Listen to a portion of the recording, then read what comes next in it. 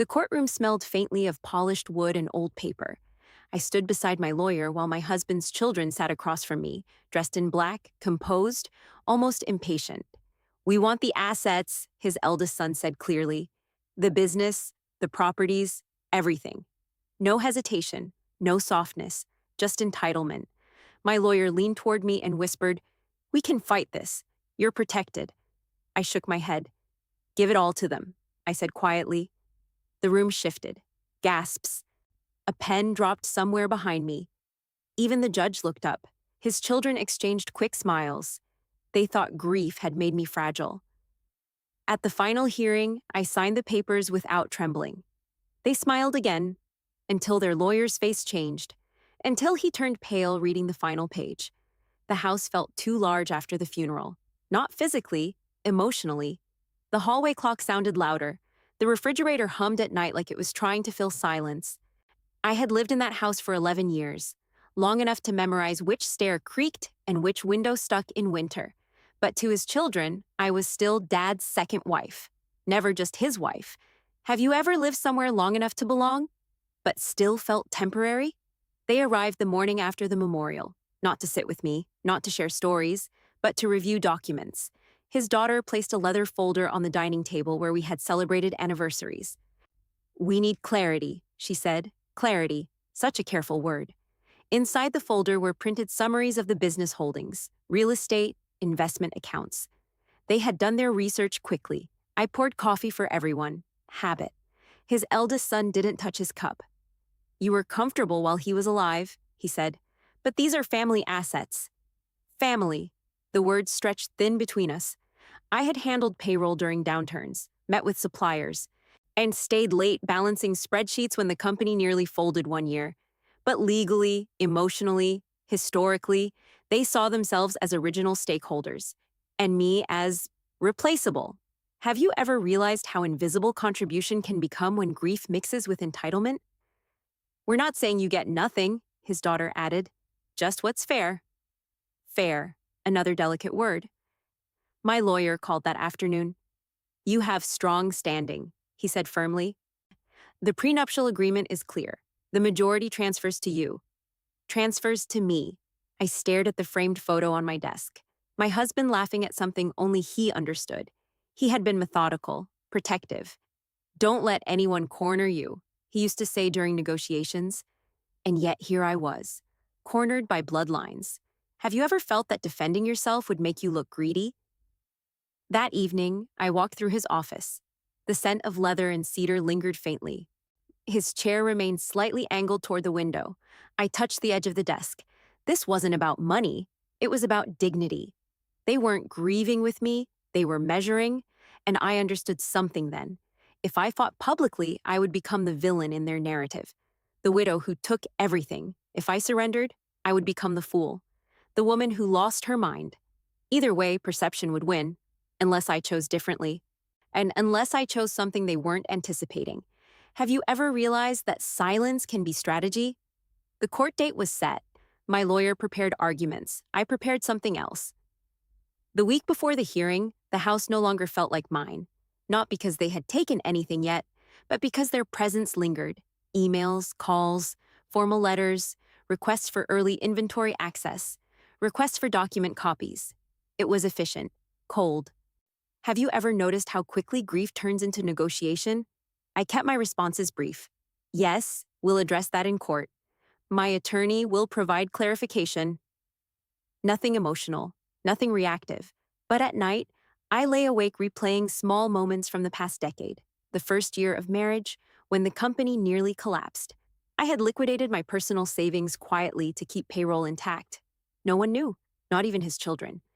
Have you ever given something so deeply that it disappeared into the background? They visited again 3 days before the hearing. This time, they didn't sit at the dining table. They stood, as if they were already claiming space. "We've spoken with our counsel," his eldest said. "If you cooperate, this can end cleanly." Cooperate. Such a polite word for surrender. His daughter added softly, "Dad would have wanted us to continue the legacy." I studied her face. She believed that. Or needed to. "Of course," I replied calmly. My lawyer called that evening. Do not concede, he warned. The structure of the holding company gives you majority control. Majority control. He explained it again, line by line. The operating agreement, the silent clauses, the clauses his children had never bothered to review carefully, because they assumed blood outranked paperwork. Have you ever underestimated something simply because you felt entitled to it? I thanked my lawyer and hung up. Then I opened the safe in our bedroom closet. Inside were documents my husband and I had signed years ago. Trust instruments, transfer conditions, quiet provisions. He had always said, protection isn't about distrust, it's about clarity. I ran my fingers across the final page. They wanted the assets, the business, everything. And technically, I could give it to them. But ownership isn't always what it looks like on paper. Have you ever realized that giving someone exactly what they demand can be the most strategic move? The night before court, I slept peacefully for the first time since the funeral. Because I wasn't fighting. I wasn't surrendering either. I was aligning with what had already been written. They believed I was weak, grieving, overwhelmed, and I let them believe it. The courtroom felt smaller than I expected. Not physically, emotionally, wood-paneled walls, neutral carpet. The low murmur of attorneys flipping through folders. His children sat together, shoulders squared. Their lawyer whispered something that made them nod in quiet confidence. I didn't look at them at first. I adjusted the cuff of my sleeve and waited for my name to be called. Have you ever felt the calm that comes when the decision is already made? My lawyer leaned toward me one last time. We can win this, he said softly. I know, I replied. That wasn't the point.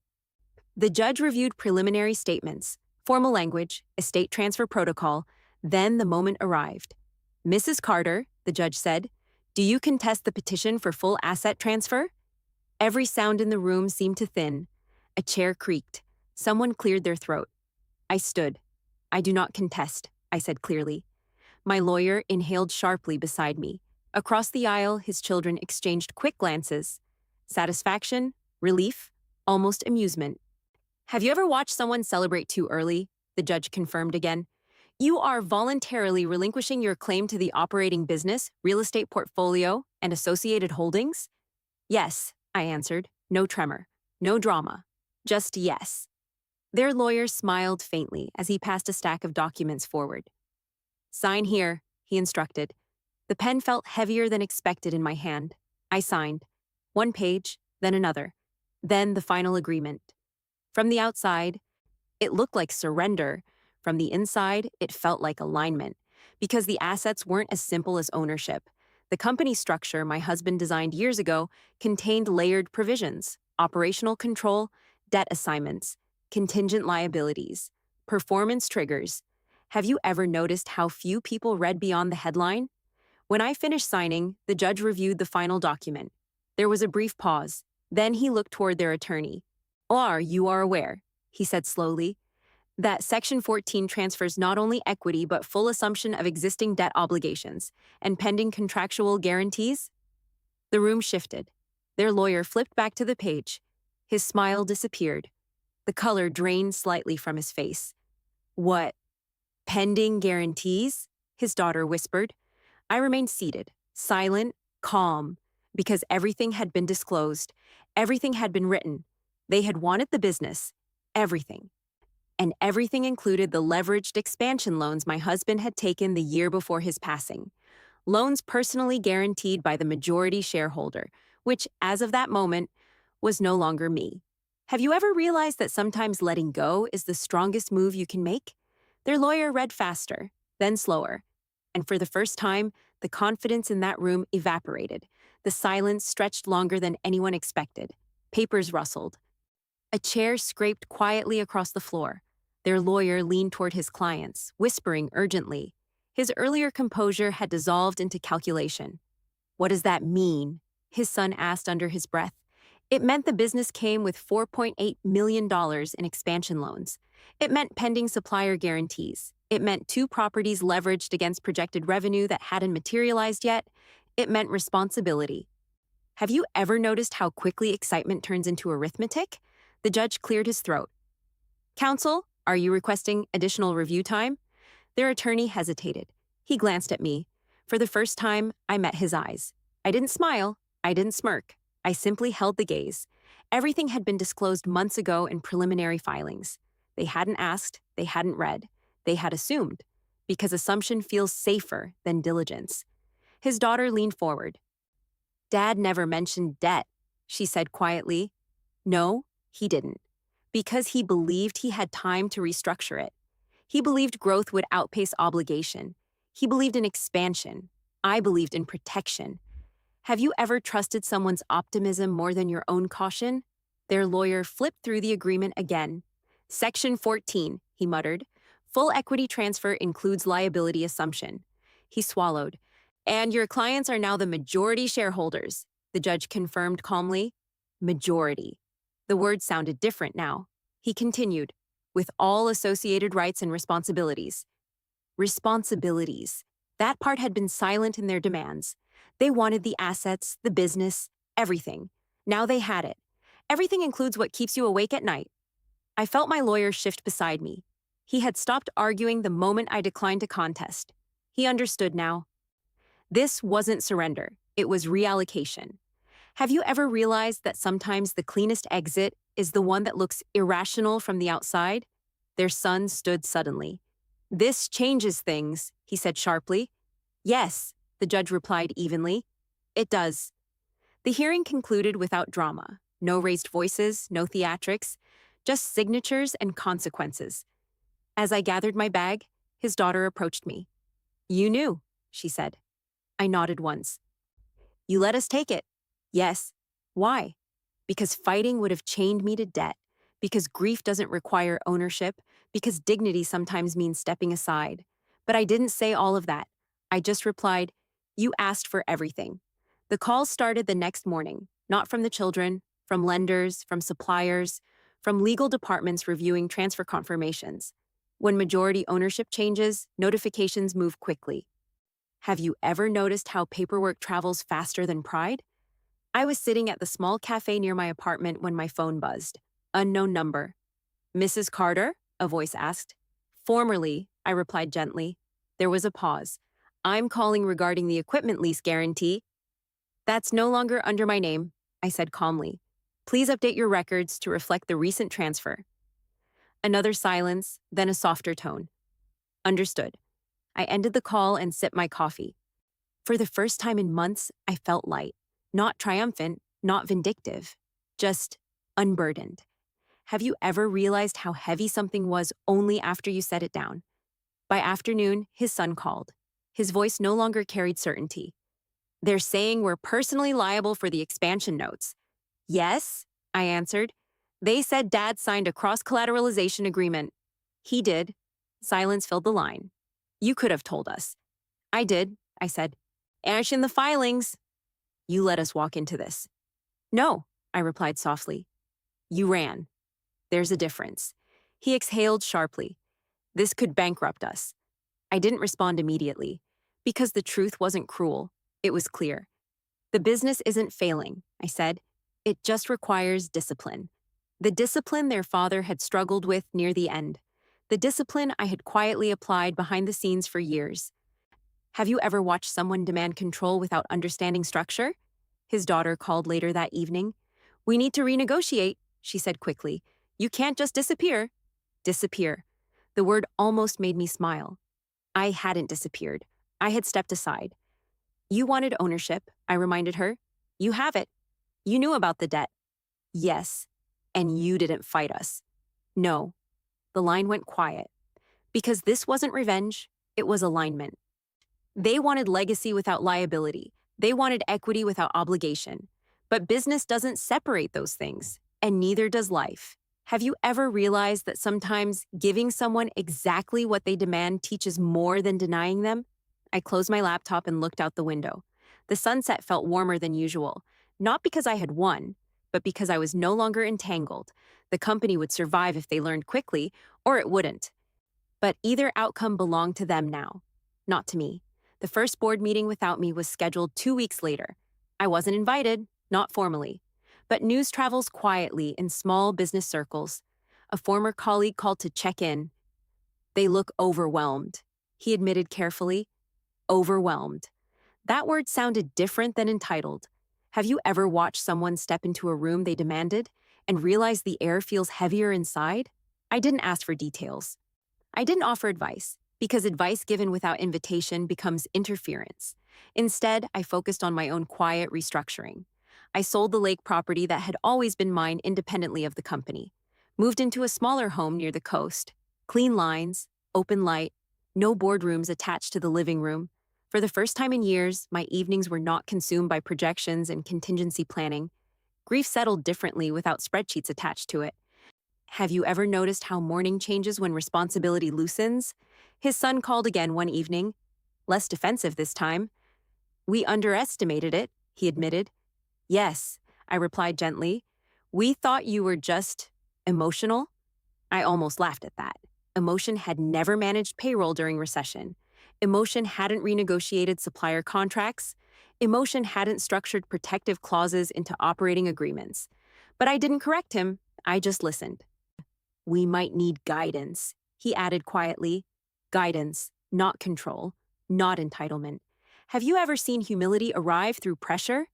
I can consult, I said calmly. As an external advisor, paid. There was a pause, then agreement, because ownership feels different when bills arrive with your name on them. The arrangement was simple. I would advise, they would operate, no majority stake, no liability, clear boundaries. And for the first time since the funeral, I felt something steady inside me. Not vindication, balance. Have you ever realized that stepping away can create leverage you never had while standing inside? The business began stabilizing slowly. They made cautious decisions, deferred expansion, reduced risk, lessons learned the expensive way. I attended meetings as an advisor, no longer defending, no longer absorbing, just contributing strategically. The shift was subtle but permanent. 6 months later, and the company held its annual review. For the first time, I attended as a consultant, not as owner, not as the second wife, just as a professional. The conference room felt different from the courtroom months earlier, less tension, more caution. His son presented the quarterly numbers carefully, conservative growth, reduced liabilities, structured repayment plans in place. They had learned, not because I fought them, but because they carried the weight themselves. Have you ever noticed how responsibility reshapes people faster than advice ever could? After the meeting, his daughter approached me. We misjudged you, she said quietly. I didn't answer immediately. Misjudgment had been a theme for years. You thought I was emotional? I said gently. She nodded. We thought you were protecting assets. I was protecting structure, I replied. There's a difference. She exhaled slowly. Dad trusted you. Yes, I said. And that was the truth beneath everything. Not greed, not control, trust. He trusted me to protect what he built, even if protection meant stepping aside. Have you ever realized that the strongest move isn't to win, but to release? The business was no longer mine, but neither were its debts. Neither were its sleepless nights. I drove home that evening along the coast, windows down, salt air moving freely through the car. For the first time since his passing, I felt grief without pressure attached to it, loss without litigation, memory without negotiation. They had wanted everything, the assets, the business, everything. And when I signed those papers, they believed I'd surrendered. What they didn't understand was that ownership without clarity is a burden, and clarity had always been my strength. If this story resonates with you, if you've ever been underestimated in a room full of confidence, pause for a moment. Have you ever stepped back and watched everything realign? Like this video if you believe calm decisions outlast emotional reactions. And tell me below, would you have fought for control? Or would you have signed the papers too? Because sometimes the most powerful victory is the one that looks like letting go.